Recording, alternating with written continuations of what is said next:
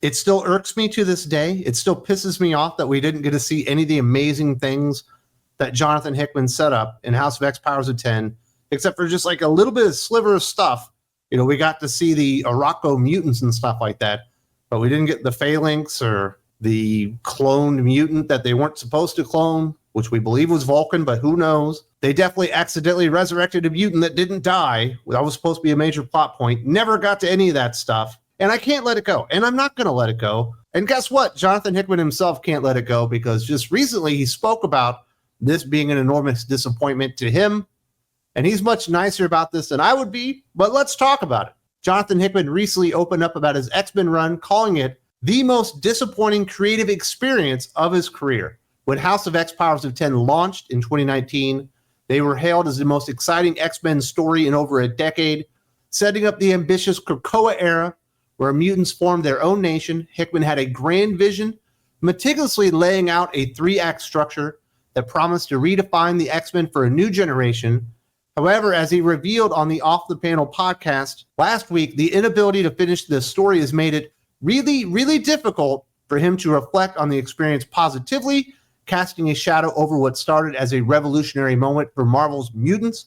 And I still remember how excited people were. House of X Powers of 10, didn't know what was going on. First couple of issues, especially the Powers of 10 stuff, really, really confusing. House of X, a little bit easier to follow. Obviously, they both end up combining in the end.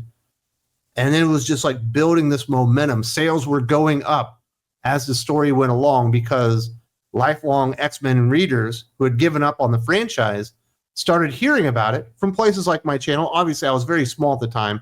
Other bigger channels as well decided to come in, give it a go. We're loving it as well. The future of the X-Men felt like it was bright again. The X-Men were going to get fixed. It was a new take on X-Men. It wasn't just X-Men are the biggest oppressed minority in Marvel Comics. It was X-Men taking their own future into their hands and doing something that we really had never, ever seen. And it was so ungodly freaking exciting at the time.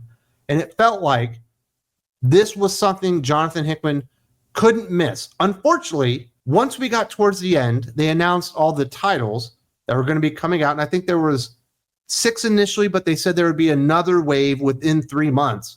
And Doc and myself, we made a video going, hey, why are we going that big? You have too many titles. You're also throwing writers like Tini Howard on there. You're throwing Jerry Duggan. These are kind of lackluster creators. You've already said Leah Williams is coming aboard. You've already said Vita Ayala is coming aboard. You're probably expanding this too quick. And that was my first big lesson in pissing off your audience in YouTube, because people freaking hated that video. They were furious at me. Lots of people unsubscribed. It's probably my most downvoted, at least by percentage, video in the history of my channel. And to be fair, Doc and I proved out to be completely prophetic in that it got way too big, way too fast, and had way too many substandard creators aboard. And it really drowned out the quality and all the setup that Jonathan Hickman had done. By the time we get to the first event, 10 of Swords, it was clear that the train was off the tracks. Instead of the awesome Jonathan Hickman story regarding Destiny and the other Rocco mutants and all that stuff, it gets combined with this really stupid Captain Britain Otherworld story that Tini Howard had been working on the entire time that nobody fucking cared about because it sucked. And it basically ruined the entire concept. And what we learn kind of in the moment, because there's so many stupid jokes. Remember the one dude wanting to hump a rock? That was actually in the 10 of Swords big event. But what we also find out later on is this X-Men Slack that had been created, where basically all the X-Men writers were talking to each other all day. All the stupid shit in 10 of Swords was all their dumbass jokes saying, wouldn't it be funny if? I bet they wouldn't let us do this. I bet they wouldn't let us do that. And they threw all those stupid ideas that if Jonathan Hickman was really the head of X and actually had a good hold on things, would have probably just vetoed or should have. All due respect to those dumb creators, Hickman had the power and he should have vetoed all that stuff. And it quickly went off the rails and it did not go well. And of course, Jonathan Hickman ended up leaving. The core reason Hickman couldn't complete his X-Men saga lies in the creative decisions of the other writers involved, many of whom he personally helped bring onto the project. In a 2021 interview with Entertainment Weekly, Hickman explained that after the success of House of X, the other writers and editors like Jordan White, Tini Howard, Vita Ayala, Benjamin Percy, and Jerry Duggan wanted to stay in the first act of his plan, the Krakoa era, much longer than he intended, stating to a man everybody wanted to stay in the first act. He had pitched a 3-act narrative with major shifts, but the team's reluctance to move to the second phase derailed his vision. Following the decision to stay in Act 1, Hickman admits, "I knew I would be leaving the line early.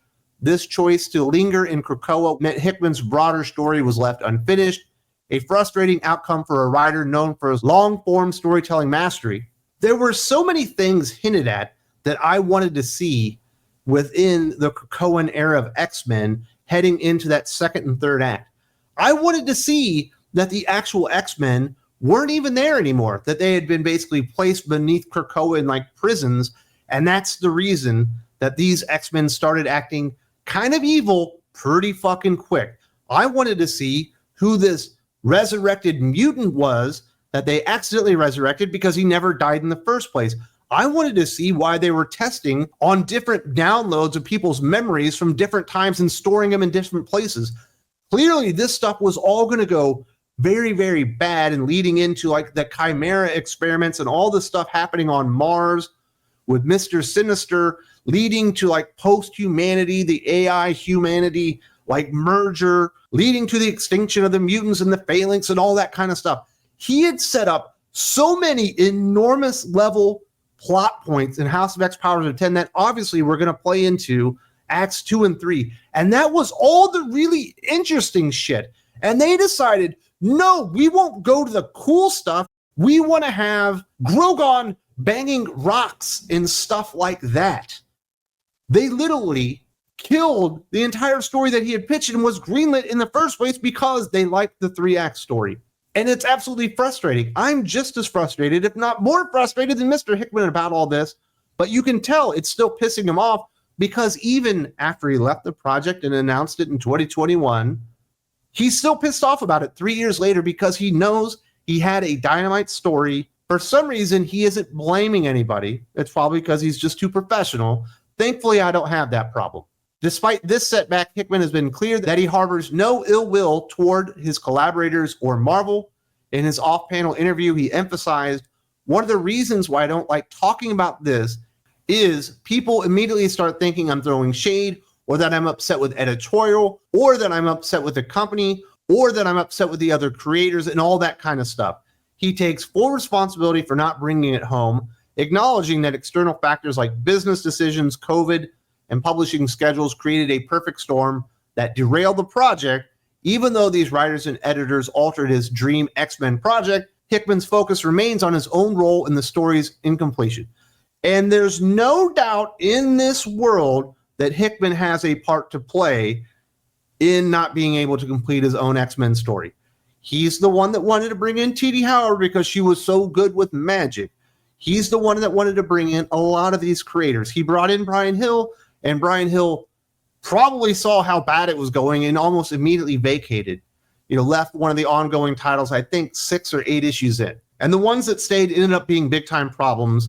He didn't push back against Jordan White or these other creators saying, no, we can't stay in phase 1. We need to move on to phase 2. He's the one that allowed them to throw all those stupid jokes into the big first X-Men crossover that they were doing in Tennis Swords. And it's nice that Mr. Hickman is being so professional and kind about this and not wanting to throw shade.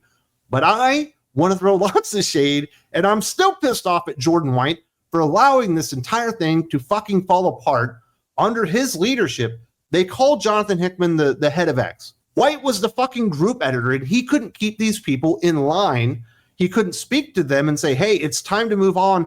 And he let the architect, the reason everybody was excited for the X-Men relaunch to begin with, to walk away because he realized he wasn't going to get to finish his story.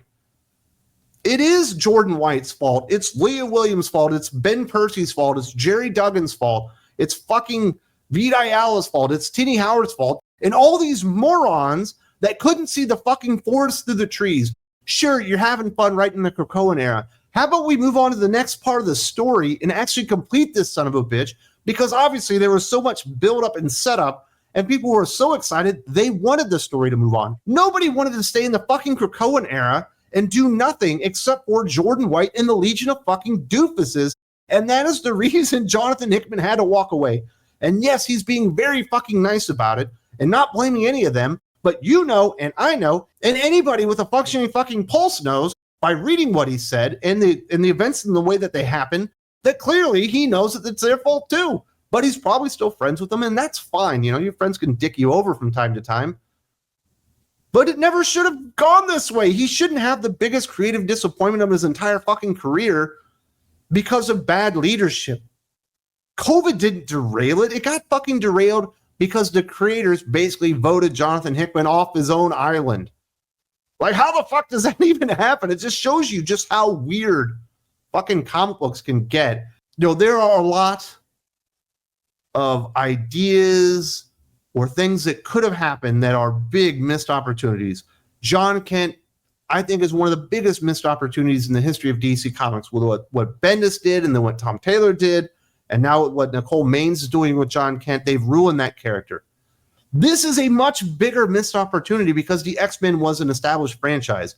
House of X, Powers of 10 was so successful and had so much word of mouth and was so exhilarating that it was bringing people that left Marvel's X-Men franchise back into shops for the first time. I was hearing from comic book retailers that said, I hadn't seen this guy in 8 years, but he heard House of X, Powers of 10 was good. X-Men might be back, and he wanted to come in for that. It was creating that kind of groundswell of support, and they threw it all away so VIL could do New Mutants. Are you kidding me? So Leah Williams could do that weird Executioner's Bimbo comic book. So Tini Howard could reboot and restart fucking Betsy Braddock Captain Britain 3 times with different titles telling the exact same story that nobody wanted to read. Ben Percy admittedly did have some cool stuff early on, especially in his X-Force and Wolverine runs, but even those fell off. It needed somebody to move the story forward and to complete Jonathan Hickman's original 3-part vision for the story and what he had pitched and what had been greenlit. And due to ineptitude and a bunch of fucking doofuses, we never got it. And I'm still pissed off about this. And I do take it personally, even if Jonathan Hickman doesn't. Because we were promised something. We were promised something fucking huge. Bought into the entire premise, even though it was very different from X-Men, borrowing a lot of things, but changing a lot to it and saying, you know what? I trust you with this one, Mr. Hickman. And while I do admit his culpability in this, ultimately, he knows whose fucking fault it was. And it wasn't his. It was Jordan White and the Legion of Doofuses that absolutely ruined all this stuff. And it still pisses him off. It still pisses me off. And it probably still pisses you off, too, if you were an X-Men fan at the time. If you appreciate what we're bringing to the table right here on Think Critical YouTube, the hot takes, the honest truth, being able to say what Jonathan Hickman clearly can't say, and you would like to support the mission of Think Critical YouTube, help us keep the lights on, the videos flowing forward, and you would like awesome podcasts in return, there's one place to be. That's Think Critical Patreon. There's a link in the video description. There's a button right here, and I do hope to see you there very, very soon.